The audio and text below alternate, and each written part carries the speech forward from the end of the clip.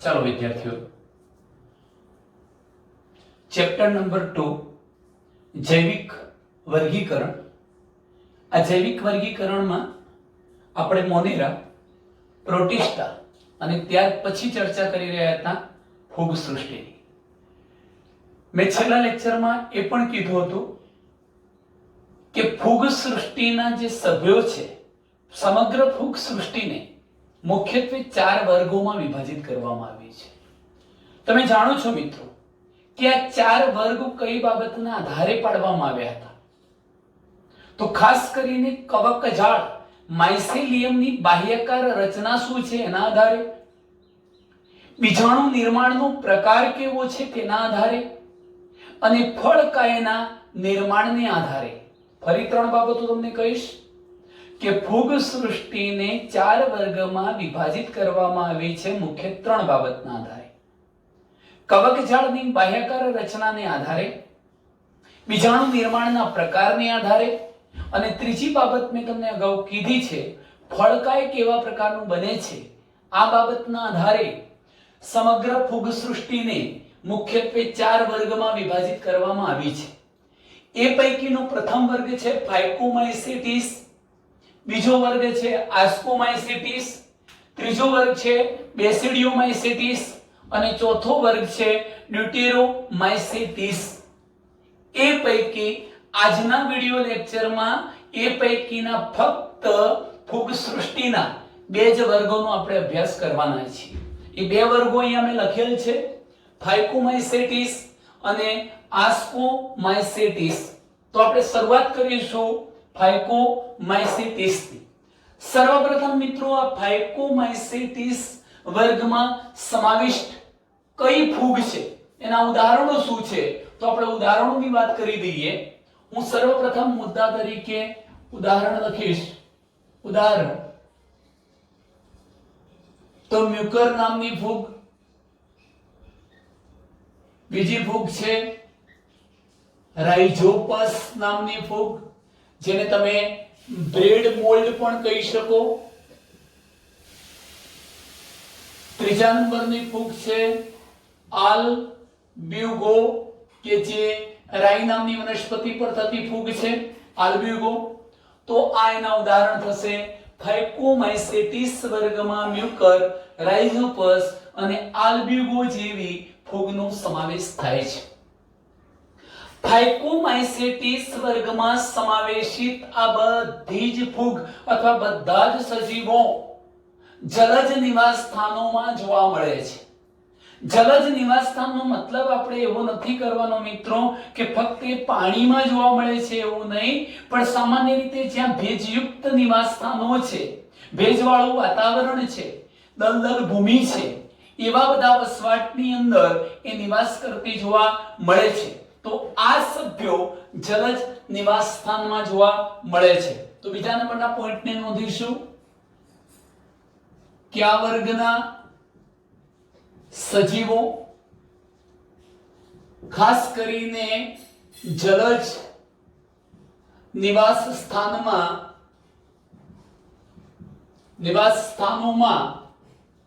જોવા મળે છે.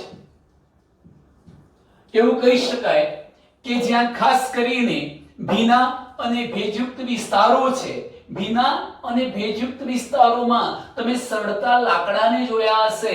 એ સડતા લાકડા પર કે પછી એક બીજો શબ્દ અગત્યનો લખવો છે, આ વર્ગના સજીવો જલજ નિવાસ સ્થાનોમાં જોવા મળે છે. એક મુદ્દો, ખાસ કરીને ભીના અને ભેજવાળા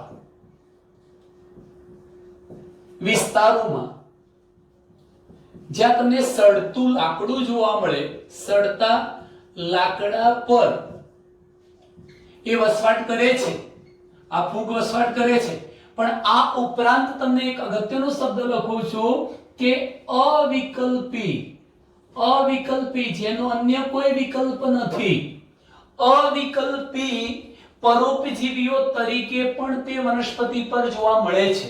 અવિકલ્પી વનસ્પતિઓનો મતલબ શું કરીશું કે કોઈ એક ચોક્કસ અથવા વિશિષ્ટ પ્રકારની વનસ્પતિ પર એ પરોપજીવન ગાળે છે, બીજી કોઈ વનસ્પતિનો એ પરોપજીવન માટે ઉપયોગ કરી શકતી નથી, ત્યારે આપણે કહીશું અવિકલ્પી વનસ્પતિઓ પર પરોપજીવી તરીકે પણ જોવા મળે છે.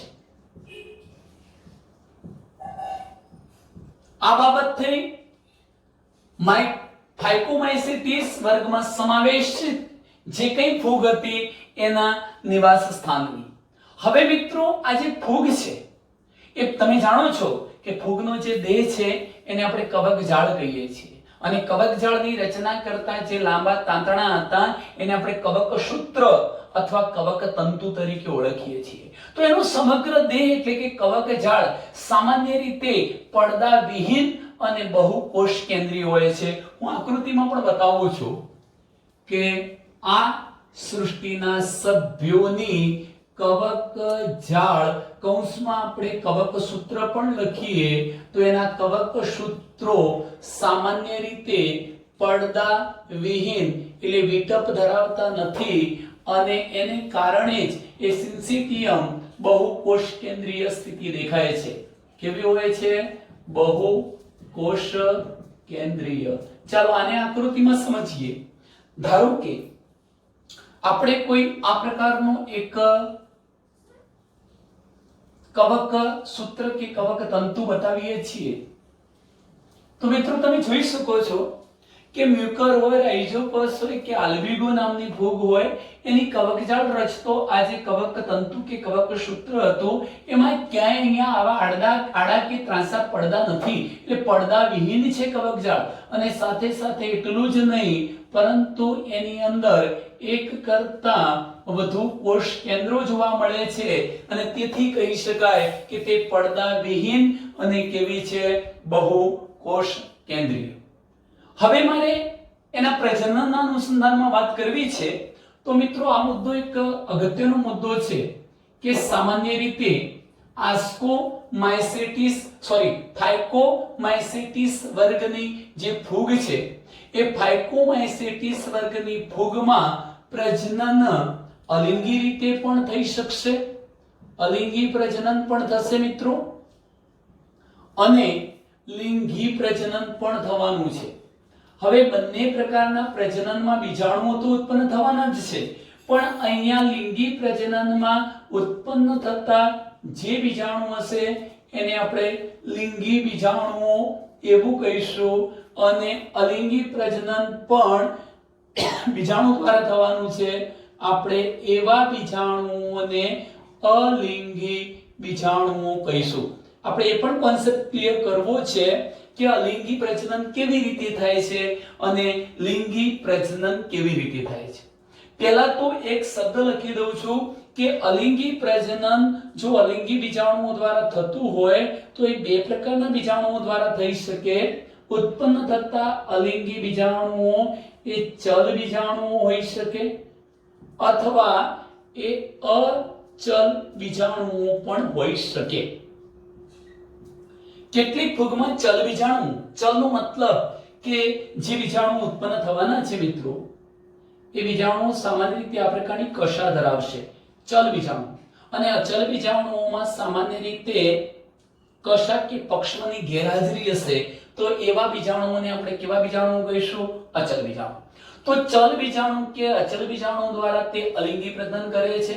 હવે એક મહત્વનો પોઈન્ટ એ છે મિત્રો કે એક શબ્દ એ પણ લખેલો હશે કે બીજાણુ ધાનીમાં અંતરજાત બીજાણુઓ ઉત્પન્ન થાય છે. આ મુદ્દો તમને પછી સમજાવું છું. પહેલા આપણે આ બાબતને ક્લિયર કરી દઈએ કે અલિંગી પ્રજનન એટલે શું અને કેવી રીતે થાય, લિંગી પ્રજનન કેવી રીતે થાય. ચાલો, લિંગી પ્રજનન માટેના 3 તબક્કા તમને ખબર હોવી જોઈએ. અગાઉ પણ હું કહી ચૂક્યો છું. જો આનો કોન્સેપ્ટ ક્લિયર કરશો તો જ આ વસ્તુ તમને આવડશે. પહેલી બાબત છે જીવરસ સંયુગમન થવાનું છે, જીવરસ સંયુગમન. બીજી બાબત છે એ કોષ કેન્દ્ર સંયુગમન થવાનું છે, કોષ કેન્દ્ર સંયુગમન. અને ત્રીજી જે બાબત છે એ મિયોસિસ અર્ધીકરણ થવાનું છે.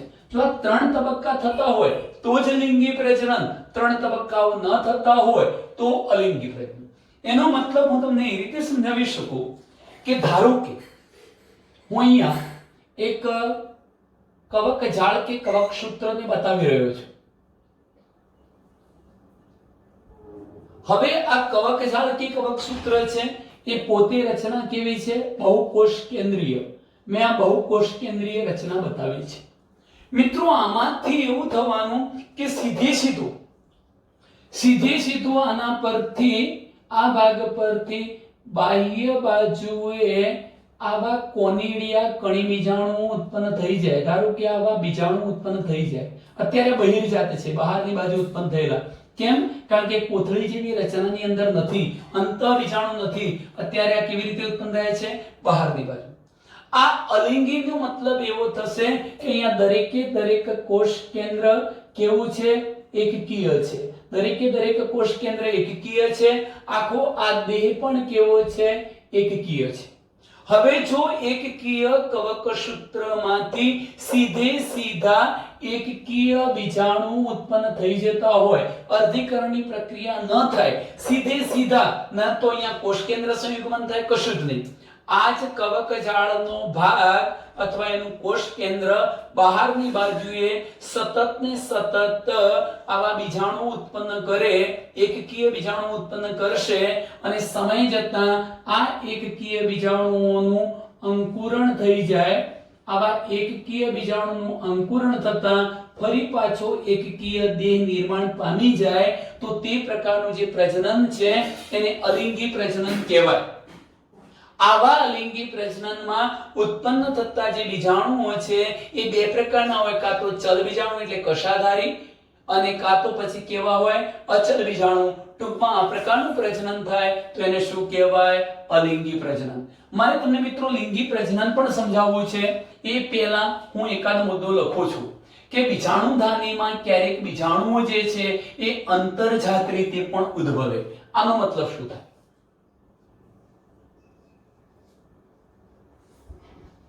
બીજાણુધાનીમાં બીજાણુઓ અંતર્જાત રીતે ઉત્પન્ન થાય. અહીં તમે જોઈ શકો છો જે બીજાણુ ઉત્પન્ન થયા હતા એ બહિર્જાત હતા. કોથળી જેવી રચના હતી, બહારની બાજુએ બીજાણુ ઉત્પન્ન થયા છે, આને બહિર્જાત કહેવાય. પણ મોટા ભાગે જ્યારે લિંગી પ્રજનન થાય છે ત્યારે ઉત્પન્ન થતા જે લિંગી બીજાણુઓ છે એ કોથળી જેવી રચનાઓમાં ઉત્પન્ન થશે અંદરની બાજુએ. માટે આપણે એને શું કહીએ છીએ? અંતર્જાત બીજાણુ.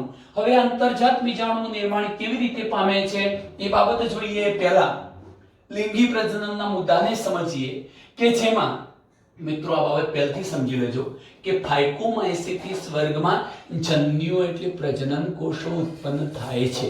જન્યુઓ ઉત્પન્ન થાય. અહીંયા યાદ રાખજો, આસ્કોમાયસીટીસમાં ક્યારે પણ જન્યુઓની હાજરી જોવા મળતી નથી. અહીંયા નર અને માદા જન્યુઓ ઉત્પન્ન થઈ શકે. કેવી રીતે થાય છે હું સમજાવું છું. પણ બે જન્યુઓનું અહીંયા જોડાણ થવાનું છે, નર અને માદા જન્યુનું જોડાણ થવાનું છે અને એનાથી યુગ્મ બીજાણુ, જેને સામાન્ય રીતે આપણે ફલિતાંડ કહીએ છીએ, એવા ફલિતાંડ બનવાના છે. તો હું અહીંયા શબ્દ લખીશ, જોઈ શકો છો. બે જન્યુઓના જોડાણથી યુગ્મ બીજાણુ, જેને આપણે ફલિતાંડ કહીશું, યુગ્મ બીજાણુ બને છે. બે જન્યુઓના જોડાણથી શું બને છે? યુગ્મ બીજાણુ બને છે. હું તમને એના પછીના મુદ્દા પણ કહીશ કે જો આ બંને જન્યુઓ રચનાકીય દ્રષ્ટિએ, બાહ્યકાર રચનાની દ્રષ્ટિએ સરખા હશે તો એને સમજન્યુક કહીશું. માની લો કે બંને સરખા ન હોય તો આપણે એને વિષમજન્યુક કહીશું. કાં તો પછી માદાજન્યુ બહુ જ મોટા કદનો હોય, નરજન્યુ નાનો અને ચલિત હશે, તેવા સંજોગોમાં મિત્રો આપણે એને અંડજન્યુક કહીશું. તો હું એ શબ્દ લખું એ પહેલા મારે એક ઘટના સમજાવી છે. ચલો આપણે આકૃતિ દ્વારા બાબતને સમજવાનો પ્રયત્ન કરીએ છીએ.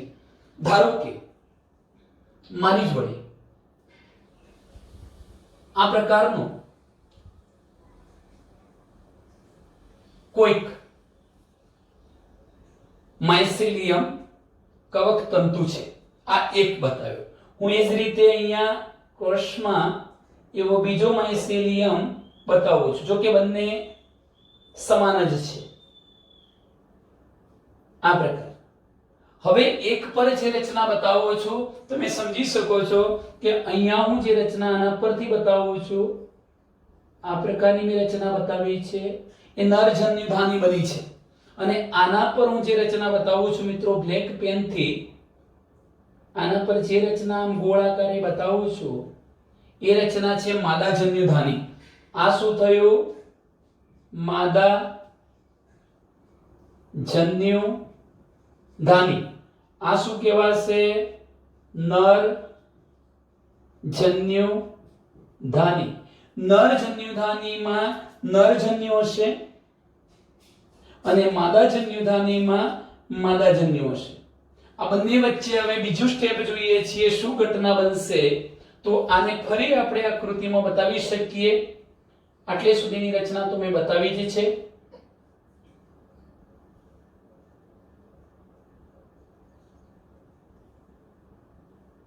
આના કવક સૂત્ર છે. ચલો તમે જોઈ શકો છો. હવે ઘટના શું થવાની કે આ જે નરજન્યુ હતો એ માદાજન્યુ સુધી પહોંચશે. જો જન્યુઓનું નિર્માણ થાય છે, અંદરનો નરજન્યુ આ માદાજન્યુ, જન્યુઓનું જોડાણ થવાનું છે. તો આપણે એક આકૃતિ આ પ્રકારની બતાવી શકીએ કે જેમાં નરજન્યુ હવે રહ્યો નથી. એનો મતલબ પહેલા શું ઘટના બની એ પણ તમને હું બતાવી દઉં. જોજો, આ બંનેની વચ્ચે એક નળી નિર્માણ પામવાની, જેને સામાન્ય રીતે આપણે સંયુગ્મન નલિકા કહીશું. આ સંયુગ્મન નલિકા દ્વારા નરજન્યુ છે માદાજન્યુ સુધી પહોંચવાનો છે. પરિણામ સ્વરૂપે આપણે આ પ્રકારની ઘટના બતાવી શકીએ. આ જે માદાજન્યુધાની હતી એની અંદર હવે માદાજન્યુ તો છે જ, પણ સાથે સાથે કોણ આવી જાય છે? નરજન્યુ. અહીંયા મિત્રો માત્ર ઘટના શું બની છે તો એકબીજાનો જે કોષરસ કે જીવરસ હતો એનું સંયુગ્મન થયું છે. એટલે પહેલો તબક્કો પૂરો થયો. જીવરસ સંયુગ્મન થયું છે. હજુ આ કોષ કેન્દ્રોનું સંયુગ્મન નથી થયું. બંને એકકીય કોષ કેન્દ્રો છૂટા જ છે. તો ત્રીજી આકૃતિમાં આપણે સ્ટેપને બતાવી શકીએ. ફરીથી આપણે આ ઘટના બતાવવા પ્રયત્ન કરીએ છીએ. હવે નરજન્યુધાનીની આપણને કોઈ જરૂરિયાત નથી. નરજન્યુ ઉત્પન્ન થઈ ચૂક્યો છે અને ગતિ કરીને સંયુગ્મન નલિકા દ્વારા ગતિ કરીને માદાજન્યુ સુધી પણ પહોંચી ચૂક્યો છે. તો આપણે સીધી રચના હવે બતાવીશું. આજે માદાજન્યુધાની હતી મિત્રો, માદાજન્યુધાની, એની અંદર તમે જોઈ શકો છો કે એકકીય નરજન્યુ અને એકકીય માદાજન્યુના જોડાઈ જવાથી પહેલા તો જીવરસ સંયુગ્મન તો થયું જ હતું, હવે બંનેના એકકીય કોષ કેન્દ્રોનું સંયુગ્મન થયું છે. એટલે આ પ્રકારની જે રચના અસ્તિત્વમાં આવી એ જ રચના યુગ્મ બીજાણુ અથવા શું કહેવાય? ફલિતાંડ. તો બે જન્યુઓના જોડાણથી યુગ્મ બીજાણુ બની જાય છે. યુગ્મ બીજાણુ બની ગયા અને ત્યારબાદ આ જે યુગ્મ બીજાણુ હતા એ યુગ્મ બીજાણુનું શું થવાનું? જો મિત્રો કોષ કેન્દ્ર સંયુગ્મન થયું છે, પણ કોષ કેન્દ્ર સંયુગ્મન થાય પહેલા આ માદાજન્યુધાનીની અંદર બે કોષ કેન્દ્રો હતા. ડાયકોરિયન સ્થિતિ, દ્વિકોષ કેન્દ્રીય સ્થિતિ આવી ત્યારે કોષ કેન્દ્રનું સંયુગ્મન થયું નથી. પણ હવે કોષ કેન્દ્રોનું સંયુગ્મન થયું એટલે શું બની જવાનું? ફલિતાંડ અથવા તો યુગ્મ બીજાણુ. અને આવા યુગ્મ બીજાણુ હવે શું થશે? તો યુગ્મ બીજાણુ જે દ્વિકીય છે એનું અર્ધીકરણ થવાનું. આનું અર્ધીકરણ થતા એમાંથી 4 એકકીય બીજાણુ ઉત્પન્ન થઈ જાય છે. આ ઘટના પૂરી થઈ. અર્ધીકરણ. આ રીતે ઉત્પન્ન થતા જે 4 એકકીય બીજાણુ હતા એને જ આપણે લિંગી બીજાણુઓ કહી દીધા. તો એ તમે જોઈ શકો છો મેં લખ્યું છે લિંગી બીજાણુ. અને આ લિંગી બીજાણુઓનું અંકુરણ થતા ફરી પાછો એકકીય આવો વનસ્પતિ દેહ નિર્માણ પામી જશે. તો આ પ્રકારે લિંગી પ્રજનનની ઘટના એમનામાં જોવા મળે છે. ફરી એકવાર કહી દઈશ આટલા મુદ્દાઓ. ફાઇકોમાઇસેટિસ વર્ગમાં મ્યુકર, રાઇઝોપસ જેને બ્રેડ મોલ્ડ કહેવાય અને આલ્બ્યુગો રાઈ પર થતી ફૂગનો સમાવેશ થાય છે. આ વર્ગના તમામ સજીવો જલદ નિવાસ સ્થાનોમાં રહેવાનું પસંદ કરે છે. જલદ નિવાસ સ્થાનોમાં ખાસ કરીને તેઓ ભીના અને ભેજવાળા વિસ્તારમાં સડતા લાકડા પર પણ જોવા મળે છે અને અવિકલ્પી એટલે એક જ ચોક્કસ પ્રકારની વનસ્પતિ પર તેઓ પરોપજીવન ગાળે છે, અન્ય પ્રકારની વનસ્પતિ પર પરોપજીવન ગાળતા નથી. એમની જે કવકજાળ કે કવક સૂત્ર છે એ પડદા વગરના હોય છે. મેં દરેક જગ્યાએ પડદા વિહીન બતાવ્યા છે મિત્રો, અને તે બહુ કોષ કેન્દ્રીય હોય છે. પ્રજનન બે પ્રકારનું થાય છે. અલિંગી પ્રજનન ખાસ કરીને વિશિષ્ટ પ્રકારના અલિંગી બીજાણુઓ દ્વારા થાય છે. આ બીજાણુઓ બે પ્રકારના ઉત્પન્ન થઈ શકે, ચલ બીજાણુ અને અચલ બીજાણુ. મોટા ભાગે આ પ્રકારે નિર્માણ પામતા અલિંગી બીજાણુઓ બહિર્જાત હોય છે. તમે જોઈ શકો છો, ચલ બીજાણુઓ પક્ષમાં કે કશા હશે, અચલ બીજાણુઓમાં પક્ષમાં કે કશા નહીં હોય. ત્યાર પછીનો મુદ્દો કયો કે લિંગી પ્રજનન કરવું છે એ માટે લિંગી બીજાણુઓ ઉત્પન્ન કરવા પડશે. લિંગી બીજાણુ ઉત્પન્ન કરવા માટે એને 3 તબક્કામાંથી પસાર થવું પડશે: જીવરસ સંયુગ્મન, કોષકેન્દ્ર સંયુગ્મન અને અર્ધીકરણ. આ ક્રિયા કેવી રીતે થાય છે તો જેમાં નર અને માદા જન્યુનું જોડાણ થાય છે, યુગ્મનજ બને છે, અર્ધીકરણ થતા એકકીય બીજાણુઓ બને છે અને આવા બીજાણુઓના અંકુરણ દ્વારા નવું માઇસેલિયમ અથવા ફૂગનો તંતુ બની જાય છે. એક મહત્વની બાબત મેં તમને એ પણ કીધી મિત્રો કે આ પ્રકારે ઉત્પન્ન થતા જે નર અને માદા જન્યુઓ છે, નર અને માદા જન્યુઓ, જો તેઓ બાહ્યાકાર વિદ્યાની દ્રષ્ટિએ, બાહ્યાકાર બહારથી જોતા બાહ્યાકાર વિદ્યાની દ્રષ્ટિએ તમને સમાન દેખાતા હોય, એનો મતલબ એવો થયો કે ધારો કે હું આ પ્રકારની રચના બતાવું છું, આ પ્રકારની મેં રચના બતાવી, આ ધારો કે નરજન્યુ છે અને માની લો કે હું આ પ્રકારની રચના બતાવું છું, એ ધારો કે માદાજન્યુ છે, તો તમને આમાં કોઈ તફાવત નથી દેખાતો મિત્રો. નર અને માદાજન્યુ સમાન છે તેવી સ્થિતિમાં આપણે એને સમજન્યુક સ્થિતિ કહીશું. સમજન્યુક બંને સમાન છે. પરંતુ હવે તમે જુઓ કે અહીંયા હું જે નરજન્યુ બતાવું છું, આ પ્રકારનો મેં માદાજન્યુ બતાવ્યો, બંને દેખાવમાં સરખા નથી, જુદા છે. એવી સ્થિતિને આપણે વિષમજન્યુક સ્થિતિ કહીશું. અને હવે જ્યારે માદાજન્યુ પ્રમાણમાં ખૂબ મોટો હોય, માદાજન્યુ પ્રમાણમાં ખૂબ મોટો હોય અને નરજન્યુ પ્રમાણમાં ખૂબ નાનો અને ચલિત હોય, તેવી સ્થિતિને આપણે અંડજન્યુક કહીશું. અંડજન્યુક સ્થિતિ કહીશું. તો અંડજન્યુક, વિષમજન્યુક કે સમજન્યુક પ્રકારના જન્યુઓના નિર્માણની સ્થિતિ હોઈ શકે. તો મિત્રો આટલે સુધીની બાબત મેં તમને જે સમજાવી છે એ થયું ફાયકોમાઇસેટિસ. ત્યાર પછી હવે આપણે ચર્ચા કરવી છે આસ્કોમાઇસેટિસ. આસ્કસ બીજાણુધાની એવી રચના ઉત્પન્ન થવાની છે. ચાલો મિત્રો આપણે હવે ત્યાર પછીના ટોપિકને સમજીએ. આસ્કોમાઇસેટિસ જેમાં જન્યુ ઉત્પન્ન થતા નથી. હા, યાદ રાખજો, લિંગી પ્રજનન અંગો હોય છે, લિંગી અંગ હોય છે, છતાં પણ નર અને માદા જન્યુઓ પેદા થતા નથી આસ્કોમાઇસેટિસમાં. ઉદાહરણ કયા કયા આવે તો સર્વપ્રથમ આપણે ઉદાહરણોને નોંધીએ છીએ. તમે જાણો છો, અગાઉ પણ હું કહી ચૂક્યો છું આ બધા નામ, કે ખાસ કરીને ક્લેવિસેપ્સ છે, ક્લેવિસેપ્સ પુર્પુરિયા, પછી ન્યુરોસ્પોરા છે, એસ્પરજિલસ નાઇજર છે, પેનિસિલિયમ નોટેટમ છે, ઈસ્ટ છે. આ બધાનો સમાવેશ આપણે સામે કરીએ છીએ આસ્કોમાઇસેટિસમાં. ક્લેવિસેપ્સ ચલો લખી દઈશું ઉદાહરણ તરીકે ક્લેવિસેપ્સ,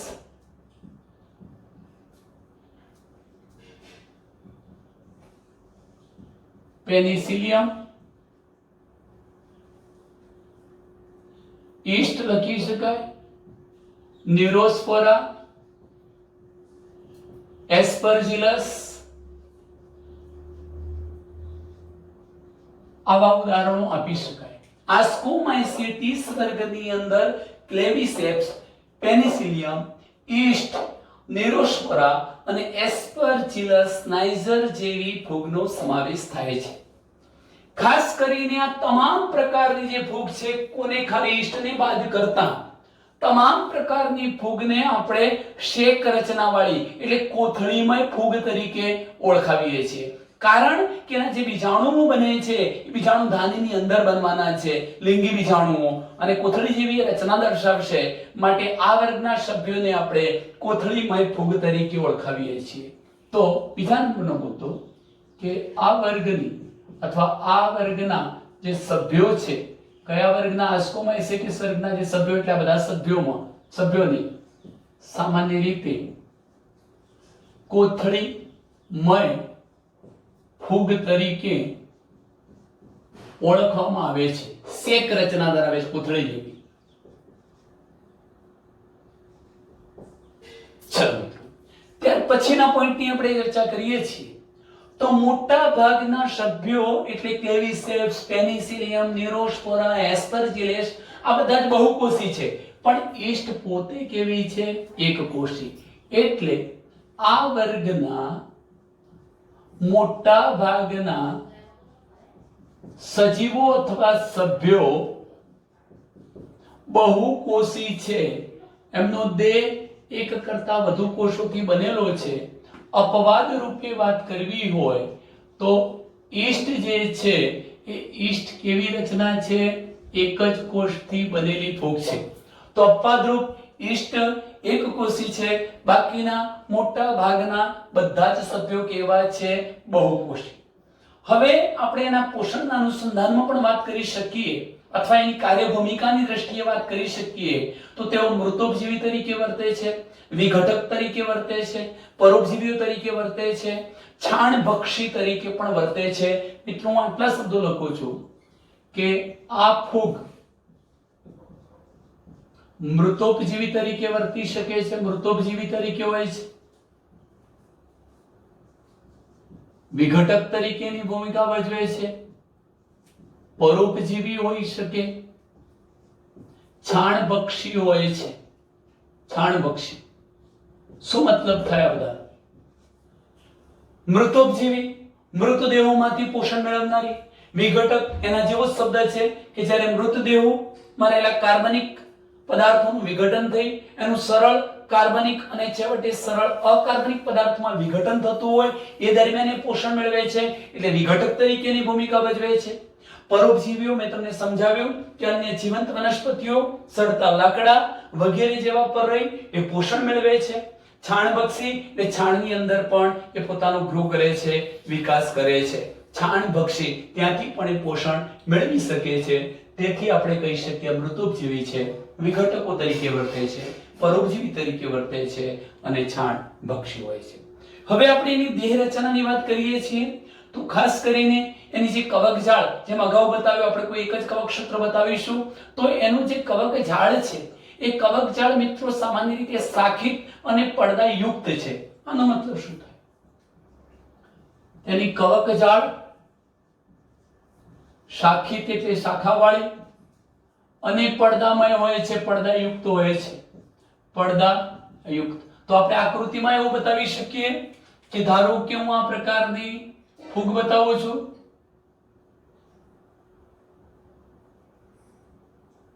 તમે જોઈ શકો છો કે મેં અહીંયા પડદા બતાવ્યા છે બધા, એટલે પડદાયુક્ત તો છે જ, સાથે સાથે તમે જોઈ શકો છો એની દેહ રચના એ શાખિત હોય છે અને પરિણામ સ્વરૂપે એનું જે કોષ કેન્દ્ર છે એ કોષ કેન્દ્ર તો એક જ હશે, બહુકોષ કેન્દ્રીય ન કહેવાય.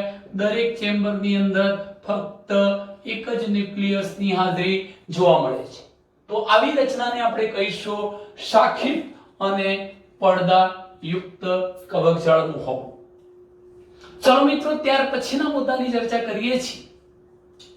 ખાસ કરીને કણી બીજાણુ ધાની ઘર કહેવાતી વિશિષ્ટ કવકજાળ ઉપર એ બહિર્જાત રીતે કણી બીજાણુઓ ઉત્પન્ન કરે છે. તો તમે સ્પષ્ટ રીતે સમજી જઈ શકશો કે હું જે વાત કરું છું એ અલિંગી પ્રજનનની કરું છું. તો પ્રજનનની વાત કરવી હોય તો અલિંગી પ્રજનન કરવા માટે એ વિશિષ્ટ પ્રકારની રચના ઉત્પન્ન કરે છે. વિશિષ્ટ પ્રકારની રચના એને આપણે શું કહીએ છીએ? કણી બીજાણુઓ. અને આ કણી બીજાણુઓ ક્યાં ઉત્પન્ન થાય છે? તો કણી બીજાણુ ધાની ઘર પર અથવા કણી બીજાણુ ઘર પણ કહી શકાય. કણી બીજાણુ ધાની ઘર પર કણી બીજાણુ ઉત્પન્ન થાય છે. શા માટે આવું ઉત્પન્ન કરશે? તો એ અલિંગી પ્રજનન કરવા માટે. એટલે આપણે એમ કહી શકીએ કે એના જે અલિંગી બીજાણુ ઉત્પન્ન થાય છે એ કણી બીજાણુ ધાની ઘર પર ઉત્પન્ન થાય છે. કણી બીજાણુ ધાની ઘર પર કણી બીજાણુઓ નિર્માણ પામવાના છે અને આવા જે કણી બીજાણુઓ હતા સામાન્ય રીતે અચલિત હોય છે મિત્રો, એ મૂવ કરી શકતા નથી અને કયું પ્રજનન કરવા માટે જવાબદાર છે? અલિંગી પ્રજનન કરવા માટે જવાબદાર છે.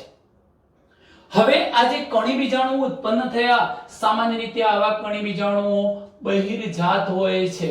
મેં તમને અગાઉ પણ શબ્દ સમજાવ્યો તો અહીંયા બહિર્જાતનો મતલબ કે બહારની બાજુએ ઉત્પન્ન થતા એને બહિર્જાત કહી શકાય. અને જો બીજાણુધાની તરીકે ઓળખાતી રચનામાં અંદર ઉત્પન્ન થશે તો આપણે એને અંતર્જાત કહીશું. એટલે બીજાણુ કહેવાય છે બહિર્જાત છે. એને પણ આપણે આકૃતિમાં સમજવા પ્રયત્ન કરીએ છીએ. બરોબર, ધ્યાનથી સમજજો. અને આ જે બહિર્જાત બીજાણુ હતા, બીજાણુ કેવા છે? બહિર્જાત. એવા જે બીજાણુઓ છે એ સામાન્ય રીતે એકકીય જ હશે અને એમના અંકુરણથી એનો ફરીથી એકકીય દેહ એટલે એનું શરીર અથવા કવકજાળ બને છે. ચલો આ રચના કેવી રીતે? તો આપણે આકૃતિમાં એને સમજીએ. સામાન્ય રીતે આપણે આ પ્રકારની આકૃતિ દોરીએ છીએ. અહીંયા હું આ પ્રકારની એક રચના બતાવું છું. તમે જોઈ શકો છો મિત્રો, મેં આ પ્રકારની જે રચના બતાવી છે એ વિશિષ્ટ પ્રકારની રચના તમે પેનિસિલિયમમાં પણ જોઈ છે, પેનિસિલિયમ નોટેટમમાં. આ એનું સમગ્ર કણી બીજાણુ ધાની ઘર છે અને કોનિડિયોફોર કણી બીજાણુ ધાની ઉત્પન્ન કરતો કણી બીજાણુ ધાની ઘર કહીશું. અને એના પર તમે જોઈ શકો છો કે બહિર્જાત રીતે અહીંયા અલિંગી એકકીય બીજાણુ ઉત્પન્ન થશે. આવા બીજાણુઓ લિંગી પ્રજનનથી ઉત્પન્ન થયા નથી. એ શરૂઆતથી જ કેવા હશે? એકકીય. તો ફરીથી સમજી લો, આ જે રચના ઉત્પન્ન થઈ, આનું જે મેં તમને પહેલા કહી દીધું કે આ જે રચના આખી બની છે એ રચનાને આપણે શું નામ આપીશું? કણી બીજાણુ ધાની ઘર કહીશું. એના પર આ બધા જે ઉત્પન્ન થયા એ શું છે? કણી બીજાણુ. સામાન્ય રીતે બહિર્જાત છે, એની ફરતે પ્રોટેક્શન આપતું કોઈ આવરણ પણ નથી, બહિર્જાત છે અને તેમના જર્મિનેશન અંકુરણથી એક નવા માયસિલિયમ એટલે કે દેહનું સર્જન થઈ શકે છે. તો આ થઈ વાત અલિંગી પ્રજનનની. હવે આપણે સામાન્ય રીતે લિંગી પ્રજનનની વાત કરવી છે. કેટલાકમાં તો કોથળી જેવી ધાનીઓમાં અંતર્જાત લિંગી બીજાણુ ઉત્પન્ન થાય છે. એનો મતલબ કે મેં અત્યારે જે વાત કરી છે, કયા પ્રજનનની વાત કરી? અલિંગી પ્રજનનની. જો હું લિંગી પ્રજનનના અનુસંધાનમાં કહું, ચાલો એ મુદ્દો લખીશું, લિંગી પ્રજનન કરવું છે. હવે જો એને લિંગી પ્રજનન કરવું છે તો સ્વાભાવિક છે એને કયા પ્રકારના બીજાણુ ઉત્પન્ન કરવા પડશે? લિંગી બીજાણુ ઉત્પન્ન કરવા પડશે. આ જે લિંગી બીજાણુ ઉત્પન્ન થાય છે એ કેવી રીતે ઉત્પન્ન થાય છે? અંતર્જાત. અંતર્જાતનો મતલબ અંદર ઉત્પન્ન થાય છે. ક્યાં ઉત્પન્ન થાય છે? કોથળી એટલે શેક જેવી રચનામાં. કોથળી જેવી રચના. આ કોથળી જેવી રચના એ જ આપણે આસ્કસ કહીશું, એના નામ પરથી આસ્કોમાઇસેટિસ વર્ગ એવું નામ આવ્યું છે. તો હવે આખી સમગ્ર ઘટનાને સમજીએ છીએ કે લિંગી પ્રજનન લિંગી બીજાણુઓ દ્વારા થાય છે. સામાન્ય રીતે આ લિંગી બીજાણુઓ એ છે એ અંતર્જાત એટલે કોથળી જેવી રચનાની અંદર ઉત્પન્ન થાય છે અને આ કોથળી જેવી જે રચના ઉત્પન્ન થઈ એમાં ધાની બીજાણુ ઉત્પન્ન થવાના. મેં તમને કહ્યું એમ લિંગી બીજાણુ એ જ ધાની બીજાણુ, આસ્કોસ્પોર કહીશું જેને. આસ્કસ એટલે કોથળી જેવી રચનામાંથી એ ઉત્પન્ન થવાના છે. આ ધાનીઓ વિશિષ્ટ પ્રકારના ફળકાયમાં ગોઠવાયેલી છે અને જેને આપણે ફળધાનિકાય કહીએ છીએ. ધ્યાન રાખો, આ કોથળી જેવી જે રચના બની એને શું કહ્યું? ધાની બીજાણુઓ. ધાની બીજાણુ સોરી લિંગી પ્રજનન કરવા માટે લિંગી બીજાણુ એટલે કયા બીજાણુ? ધાની બીજાણુ. ચલો, ધાની બીજાણુઓ અંતર્જાત હતા, કોથળી જેવી રચનામાં ઉત્પન્ન થયા. એ કોથળી જેવી રચનાને આપણે ધાની કહીશું. હવે આવી ધાનીઓ ક્યાં ગોઠવાયેલી છે? તો આ જે ધાનીઓ છે એ ફળકાય તરીકે ઓળખાતી વિશિષ્ટ રચનામાં ગોઠવાયેલી છે. ફળકાય કેવી રીતે બને છે મિત્રો? એની હું વાત કરું છું. ફળકાયમાં ગોઠવાયેલી છે અને જેને આપણે ફળધાનિકાય પણ કહી શકીએ. કેમ ફળધાનિકાય? આ રચના ફળકાય કહેવાય છે. ફળકાયની અંદર ધાનીઓ આવેલી છે, સંયુક્ત રીતે આપણે એને ફળધાનિકાય કહીશું. ઓકે, ચાલો કેવી રીતે બને છે એ રચનાની વાત કરીએ. સામાન્ય રીતે મિત્રો હું અહીંયા જે બે વિરુદ્ધ પ્રકારના માઇસેલિયમ લઉં છું કારણ કે મારે લિંગી પ્રજનનમાં તમામ ઘટના સમજાવી છે. જીવરસનું સંયુગ્મન, કોષકેન્દ્ર સંયુગ્મન અને અર્ધીકરણ સમજાવવું છે. એટલે હું બે માઇસેલિયમ લઈશ, બે કવક તંતુઓ લઈશ અને બંને કવક તંતુનું જનીન બંધારણ અત્યારે ધારો કે એક સમાન છે એ પ્રકારની રચના બતાવીએ છીએ. ડ્યુટેરોમાઇસિસ, બેસિડિયોમાઇસિસ એમાં આપણે અલગ પ્રકારની રચના જોવાના છીએ. એટલે અત્યારે બરોબર ધ્યાનથી સમજજો. હું અહીંયા બે કવક સૂત્રો બતાવું છું. એમાંનું મેં આ એક કવક સૂત્ર બતાવ્યું છે, આ બીજું કવક સૂત્ર છે. તમે જાણો છો મિત્રો કે પડદાયુક્ત છે અને પડદાયુક્ત હોવાને કારણે એક કોષ કેન્દ્રીય છે એટલે હું આ બતાવી દઉં છું એના એક એક કોષ કેન્દ્ર. હવે પરિસ્થિતિ સમજો.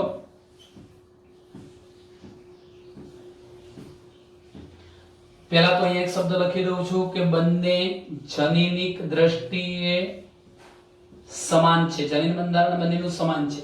સમાન બતાવવા માટે હું પ્લસ નિશાની આપી દઉં છું. બધાની આ પણ પ્લસ નિશાની છે મિત્રો, આ પણ પ્લસ નિશાની મેં દર્શાવી દીધી છે. બંને સમાન છે. હવે શું ઘટના બને છે? આ બંને માઇસેલિયમ એકબીજાની નજીક આવીને જોડાય છે.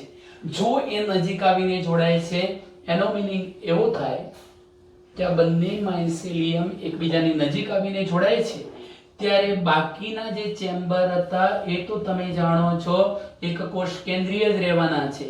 બાકીના જે ચેમ્બર હતા એ તો બધા કેવા રહેવાના? એક કોષ કેન્દ્ર વાળા જ રહેવાના.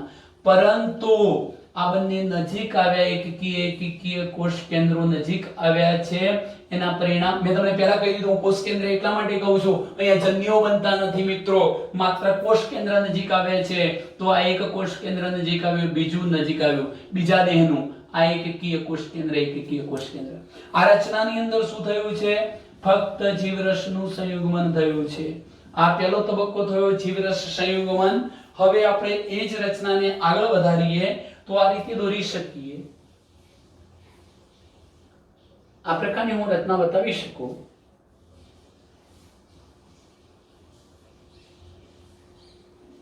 તમે જોઈ શકો છો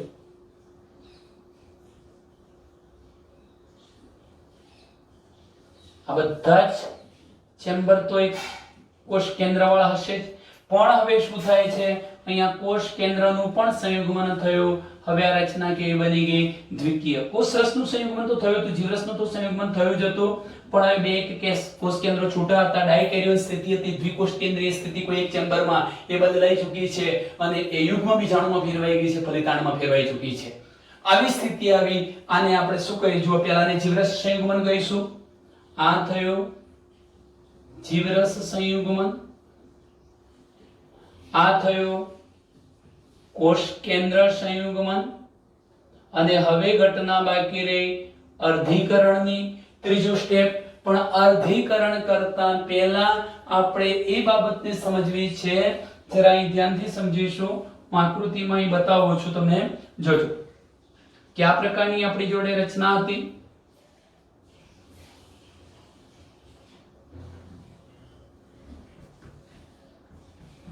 આ રચના સહેજ બહારની તરફ ઉપસી આવે છે આ પ્રકારે.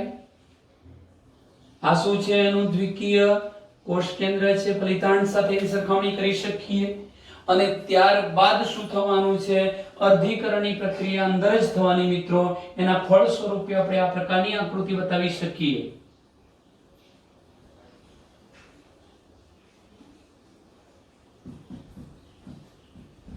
હું આ પ્રકારની આકૃતિ બતાવું છું, તમે જોઈ શકો છો. મેં આવી એક આકૃતિ બતાવી છે જેની પર તે આવરણ છે.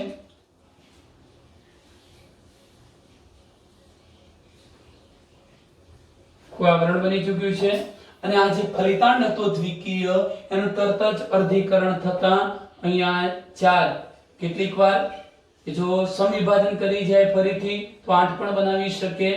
પણ એનો મતલબ કે આપણે માત્ર અત્યારે 4 ની વાત કરીએ છીએ.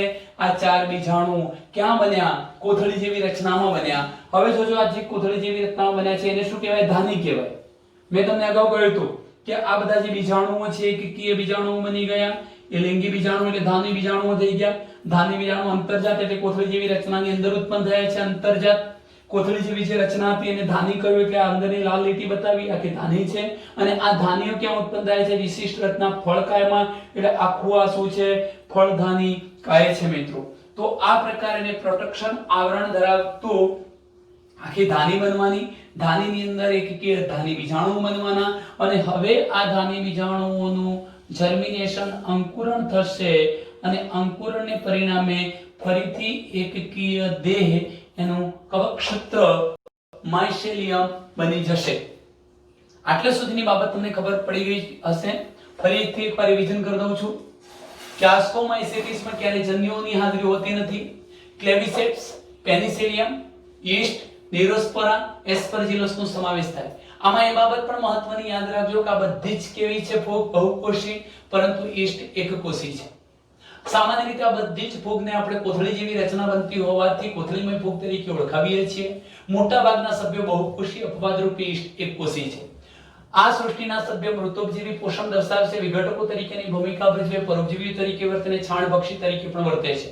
એની કવકજાળ શાખિત હોય છે અને પડદાયુક્ત હોય છે. દરેક ચેમ્બર, દરેક કોષ એકકોષ કેન્દ્રીય હોય છે.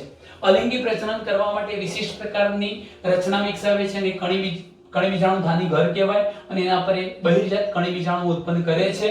એકકીય કણી બીજાણુના અંકુરણથી એકકીય દેહનું નિર્માણ થઈ જાય છે. લિંગી પ્રજનન કરવા માટે લિંગી બીજાણુ ઉત્પન્ન કરે છે જેને ધાની બીજાણુ કહીશું. આ રહ્યા 4 એકકીય. અંતર્જાત એટલે અંદર ઉત્પન્ન થાય છે. કોથળી જેવી રચનામાં ઉત્પન્ન થાય જેને આપણે ધાની કહીશું. ધાની એક વિશિષ્ટ રચનામાં ઉત્પન્ન થાય ને ફળકાય અથવા ફળધાની કાય કહેવાય. મિત્રો અહીંયા પરિસ્થિતિ એવી બતાવી છે. બે માઇસેલિયમ બતાવ્યા છે. બંનેનું જનનિક બંધારણ સમાન છે, નજીક આવે છે. સર્વપ્રથમ જીવરસનું સંયુગ્મન થાય છે, ત્યારબાદ કોષ કેન્દ્રનું સંયુગ્મન થાય, ત્યારબાદ અર્ધીકરણની પ્રક્રિયા થાય છે. લાસ્ટ એક પોઈન્ટ તમને કહી દઉં કે જેમ તમે જનીન આનુવંશિકતાનો અભ્યાસ કરવા માટે ડ્રોસોફિલાનો ઉપયોગ કરો છો એવી રીતે જૈવરાસાયણિક પૃથ્થકરણ કરવા માટે અને જનીનિક ક્રિયાવિધિ સમજવા માટે ન્યુરોસ્પોરા નામની ફૂગનો પણ ઉપયોગ થાય છે. આ ટૂંકો પ્રશ્ન યાદ રાખજો. જનીનિક ક્રિયાવિધિની સમજણમાં અને જૈવરસાયણ દ્રષ્ટિએ ન્યુરોસ્પોરા ખૂબ ઉપયોગી છે. બીજી એક બાબત કહી દઉં કે આ પ્રકારની જે સેક જેવી કોથળી જેવી રચના બને છે ખાસ કરીને ક્લેવિસેપ્સ, ન્યુરોસ્પોરા અને એસ્પરજિલસમાં બને છે. ત્રીજા નંબરનો પોઈન્ટ તમને કહી દઉં કે ન્યુરોસ્પોરા ખૂબ જ ઉપયોગી છે. આ બધા પૈકી વધુ પડતો ઉપયોગ કોનો થાય છે? ન્યુરોસ્પોરાનો. મેં તમને કહ્યું જૈવરાસાયણિક દ્રષ્ટિએ અને જનીનિક દ્રષ્ટિએ. ત્રીજો એક મહત્વનો મુદ્દો કહું કે આ ફૂગના કેટલાક સભ્યો એવા છે જેમ કે કાળો રંગ ધરાવતી મોરેલ્સ, શબ્દ લખું છું અહીંયા, કાળો રંગ ધરાવતી મોરેલ્સ. અને મિત્રો કાળા રંગ ઉપરાંત પીળો રંગ ધરાવતી બફલ્સ.